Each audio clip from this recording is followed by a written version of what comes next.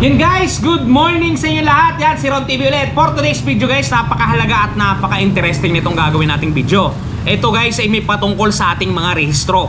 Kasi marami nagtatanong sa atin, nagchat-chat sa atin, si Ron, ilang araw ba ang registration? Ilang buwan ba ang registration? Ilang buwan ba bago makuha ang plaka? Yan, kaya ginawa natin guys ang video na to para matuldukan na natin yung mga tanong na yan at para magkaroon kayo ng mga peace of mind. Yan guys, doon sa mga interesado na malaman kung gaano ba katagal ang process flow ng registration, kung gaano ba katagal bago makuha ang plaka, eto guys ang video na para sa'yo. Okay, bago natin banatan yan, bago natin tirahin at kinain, syempre, intro muna tayo.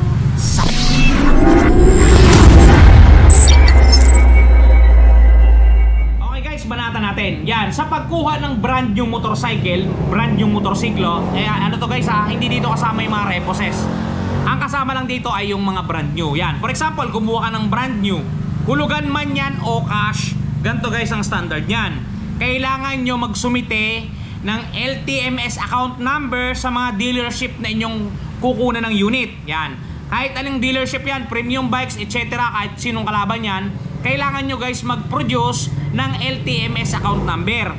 Kung wala ka pa noon, dito sa premium bikes guys, sa Premium Bikes Corporation, i-assist ka namin na magkaroon, tuturuan ka namin kung paano gumawa. Unlike sa ibang dealership, kasi ito guys, nakarating sa akin to.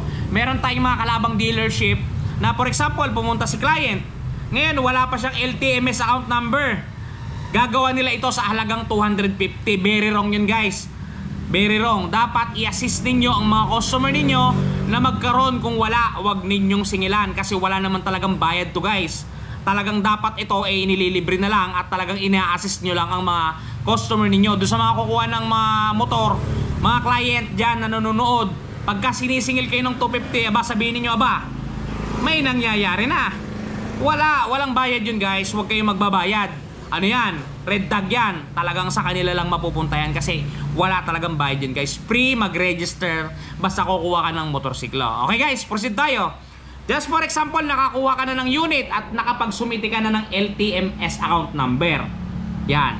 Ito, ganito ang galawan guys, ipapakita ko sa inyo. Yan guys, kung mapapansin niyo, na-release na unit. Para doon sa nagsasabi na iniipon daw yung rehistro, yan, na-release na. Ito ngayon guys, dito yan. Ito yung ating nakasign dyan sa LTMS natin. Dito kasi sa premium bikes guys, kailangan mo mag-provide ng LTMS account ID number. Pero dito, i-assist ka namin kung wala. Doon kasi sa ibang dealership, nagbabayad pa sila ng 250, naniningil sila, pero dito sa premium bikes, i-assist ka namin guys. Eto, yan, ilalagay natin yung account ng premium bikes yan guys. Yan, pansinin nyo. Ano lang kasi to guys, 3 araw lang ang pinaka durasyon na to. Pag lumagpas ka sa 3 araw na yun at hindi mo na i-encode, ibang usapan yun, penalty yun. Kaya doon sa nagsasabi na iniipon yung mga papeles, walang ganun guys, wala. Hindi yun uso sa LTMS, patay ka pag hindi mo in-encode. So guys, yan, makapansin nyo. Yan, i-encode natin yan ngayon dyan guys. Unang gagawin, gagawa natin siya ng Sales Invoice Report o SIP. Ito yung yan, Sales Invoice Report o SIP. Yan, create nyan. Si dealership ang gagawa na to guys, kami ang gagawa na to. Kaya dun sa mga nagtatanong kung ano ba ang process, ito na guys. Yan.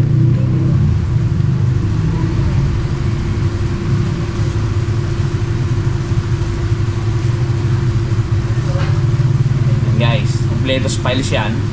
Talaga namang may mga nangyayari na. Huwag niyong pansinin yung background namin kasi under renovation tayo guys. Yan, gagawin nyo ng sales invoice number yan dyan guys oh. Yan. At talaga namang good to good. Guys, napanood ba ninyo yung pag-process sa LTMS portal? Yan guys, sinasabi ko sa inyo doon sa mga katropa natin na nagsasabing iniipon ng dealership yung mga papeles, sabay-sabay itatransact. Walang katotohanan yun. Ako na nagsasabi sa inyo. Pagka nilabas ang motorsiklo, for example, ngayon nilabas, January 17, may 3 araw lang si dealership na maisumite sa portal o mai-encode sa portal. Wala na tayong paper guys, paperless na tayo. Hindi na tayo nagsusumite ng mga kung ano na bang papeles. I-scan lang sa branch yan at automatic marireceive na yan ng LTO. Kaya doon sa mga nagsasabing iniipon ng dokumento, walang ganun. Walang ipon kasi may 3 days lang yan guys. Pag hindi mo na i-encode ng 3 days yan, merong penalty si dealership. Which is pag hindi namin na-comply, kami mismong empleyado ang magso-shoulder, hindi ang kampanya, hindi ang kumpanya. Kaming empleyado ang magdi-divided by dyan guys sa penalty na yan. O di ba? Nagkakaintindihan na tayo. Hindi na uso ang pag-iipon ngayon. Siguro dati nangyayari yun sa mga ibang dealership, pero ngayon guys, hindi na. Kasi maximum of 15 days dapat na-register natin ang client. Okay guys, pagkatapos mai-encode yan sa LTMS.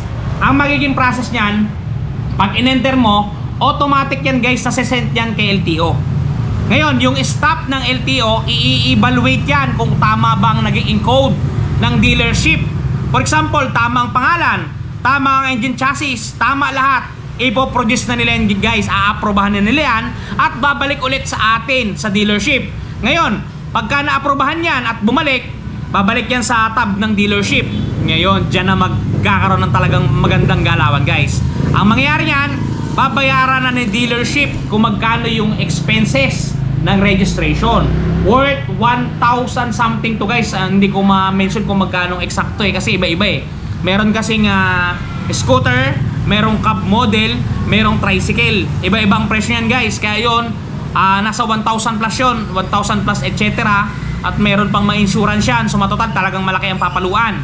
Yan. Doon sa mga nagsasabing magsa-self-register sila, sa tingin ko guys, hindi na po pwede ngayon ang self-register. Dapat ang magre-register na talaga ngayon ay si dealership. Hindi na pwede ang self-registration. Yun guys.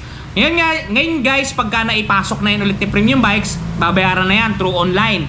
Pwedeng sa GCash, pwedeng kay Cebuana, pwedeng kung saan mang online na pagbabayad pwede. Ngayon guys, pagka nabayaran yan, automatic na bababa ulit yan kay LTO. Okay, di ba? Nabayaran na ni dealership. Bababa ulit kay LTO yan at si LTO ang mag-a-approve ulit yan kung okay yung pagbabayad. Ngayon, pagka na okay yan ay pagbabayad, ipiprint na ang OR. At ang OR ay papasok sa mga email address ninyo. Matatandaan nyo kanina, di ba? Gumawa kayo ng LTMS account number. Doon sa LTMS account number na yun, isa sa kailangan, isa sa requirement ay valid email address. Ayan, napakainit guys. Valid email address. Ngayon, kung meron kang valid email address, once na na-okay yan ni LTO, sa'yo agad papasok yung OR.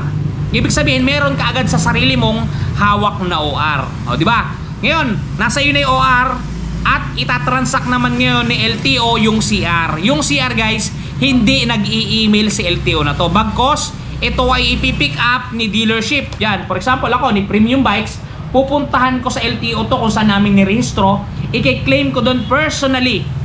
Personally guys hindi pwedeng ipapadala, hindi pwedeng ipapasabay. Kung sino ang naging code, siya ang kukuha doon sa LTO.